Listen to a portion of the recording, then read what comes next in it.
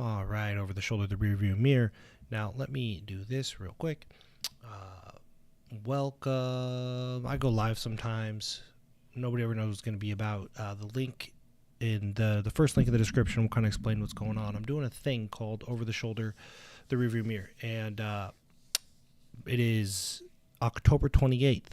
Between now and the Grey Wolf Summit, November 12th, I'm going all in to lay a foundation for something. And then on November 13th, all of my work is going towards Guardian Academy and CCA. So I'm just doing as much stuff as I can to be as useful as possible. And what I'm doing is I'm lining out a timeline. So I have had my own businesses for 12 years now.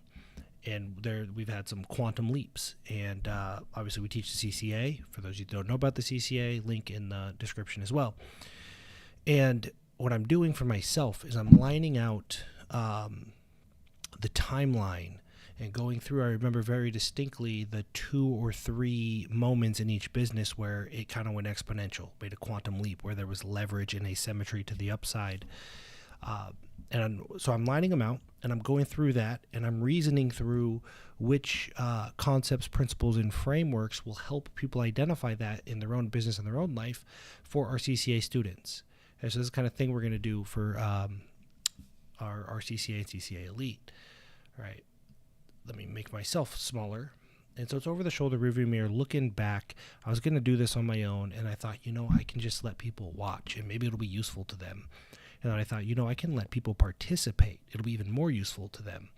Because one of the things that we live by is live to learn, give to earn. It's really important that we address this, because I don't believe you have learned something unless you've lived it. So that's why we're going back through my real world experience. Is I'm going to share case in points and examples from things I have actually done. And it's really important to me that you don't learn something until you live it. So we must live it in order to learn it. And the way that we earn is we give, but we don't give, like give a man a fish type thing. The way that you give is you give people the gift of self-efficacy. You teach them how to fish so that they can figure it out themselves. And that's what this is all about. So I'm going to go through this, and same process I was going to go through myself. I'm adding some extra steps so everybody can watch, and that's okay. Talk about that in a minute. So this is the over the shoulder, and here's the structure. We're focused on function over form. This is a little bit different than the way most things are taught. So let me do this real quick. Most of the time, you're like, here's a tool. Okay, now go find a case in point or give me an example of this tool in the real world. And that works very well to understand a tool. The risk is kind of man with a hammer syndrome. Okay, it's called functional fixedness, where you start focusing on the tool over the solution. So if I send you out in the world with a hammer and say, go, figure out how this hammer works, everything starts to look like a nail. So you might find ways to use the hammer. And then I say, here's a screwdriver. This is a flathead screwdriver. Go find ways that this works, and you go through your whole toolbox. So you know how to get things done if you have a hammer, and you know how things get done if you have a screwdriver.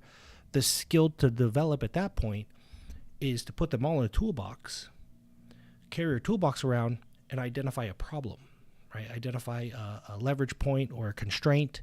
You think about theory of constraints, and then be able to discern which tool should I use to solve this problem. So the function, solving the problem, comes before the form, the tool. And so the way you learn tools, it's really difficult to not put the form before the function, right? Man with a hammer, everything looks like a nail.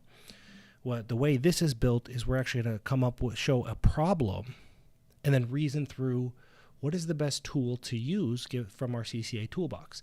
So if you're not in the CCA, that's okay. You're still going to benefit from this. If you are in the CCA, we're just kind of inverting the process here. If you've graduated the CCA, you should have a full toolbox by now. And it's just now we're just practice. It's just practicing real world scenarios and saying, whoa. A hammer could work here, but maybe this tool will be better. So now we're just becoming efficient in using our toolbox, if that makes sense. So the focus is on function over form now. Solving the problem is more important than the tool that is used. Hope that makes sense. So this is how it works. You're going to get homework, right? It'll be like 10 or 20 minutes. and it'll be videos or articles or something from the past that I remember, like, this, we went exponential after this, and I kind of understand why. But I'm going to show that to you. And then what I want you to do, if you're participating in this, is just watch it, consume it, and then think about it. Journal about it. What do you think is going on? What principles do you think were behind this decision? What principles would you use? What concepts, what tools, and also what is the purpose and what you're going to learn? Hold on just a minute. Okay, so you're going to get homework. I want you to journal and reflect on what you see. Okay, journal and reflect. This is live to learn. We're actually engaging with the process now. Okay, it's not just trying to converge on the right answer. We're engaging with the process. I want various different answers. I want divergent thinking. I hope everybody has a different solution or a different set of tools, because it might be better than the ones that I used at the time. It's very possible. And then I'll break it down live. I will break down the logic, reasoning, and evidence that I used back then, and I'll also share what I would do differently now, and then we'll workshop through some other stuff, like what would I do in a different situation, what would I do in a different industry, if this is brick and mortar, what would I do online, and we'll just workshop through this stuff. Okay, we're engaging with the process. It's really important. And this is what we're going to do with CCA Elite students. So CCA, you master the toolbox. It's like a brain transplant. But now you got a new brain, and you got to figure out how to engage the world with it. And that's what CCA Elite is going to do. We're going to spend a lot of time just engaging in real-world situations. Say, hey, come out to this event, and we're just going to engage with the real world with our new toolbox and master that aspect of it. And then we'll discuss it. All right, so that's going to be the process. Now, again, one of the concepts here is we're inverting a case in point, right? Because most of the time, the way that, and this is appropriate, like this is how you learn how to use tools, but we don't want to become dependent or develop functional fixedness. So instead of saying, okay, here's the tool, here's the 4 lenses, how would you apply it? That's a great place to start. That's how you learn something. That's how you really get to understand the properties of the tool. But then we invert it, and we have all the tools. I would say, here's a problem. Which tool would you use to solve it? That's a whole different ballgame. You have to master the tools first, but then we start thinking about efficiency and efficacy and stuff like that. Okay, so we're inverting the case in point for the purpose of practical application, because you have a toolbox. Using the whole toolbox, you're not using all the tools, but knowing they're all available to you, knowing their strengths and weaknesses, knowing your strengths and weaknesses, it'll make you significantly more effective as an entrepreneur, as a business owner, and just as a human in general. And so we're looking at inverting, we're looking at focusing on function over form. And what needs to happen, because it takes me extra time and effort to make this public and organize it and stuff, is there's still asymmetry to the upside. There's significantly more benefit to the extra work I'm doing if we are utilizing collective wisdom. Wisdom comes from multiple perspectives. So if you just want to sit back and consume it all, it doesn't actually make any sense for me to do it. Some of you will, and that's okay. But you got to do your part. You got to participate in the 6-word updates. You have to contribute by actually doing your journaling. Like, you have to engage with the process. If you do not engage with the process, the returns for everybody are much lower. And you should know, I'll find a 6-word update really quick. Okay. Look at that. Live to learn, give to earn. You got to live it. You have to go through the process. You can't just sit there and think you're learning. So here's 6-word update, okay? So here we have, 15, 20 people sharing their takeaway, and you're going to get 15 or 20 different perspectives. Not only should you contribute to the 6-word update, which is recap what you have just learned in 6 words, forces you to think, like concise, and practice brevity. You should also read everybody else's, because their takeaways will be different, and you will learn from it. You'll see a different perspective. It's very difficult to get different perspectives. We live in these bubbles, and we kind of just hang out with people like us, with language like us. So participate, engage with the process, okay? I'm going to put the link to the group is here. I'm going to put this in here. It just kind of breaks it down,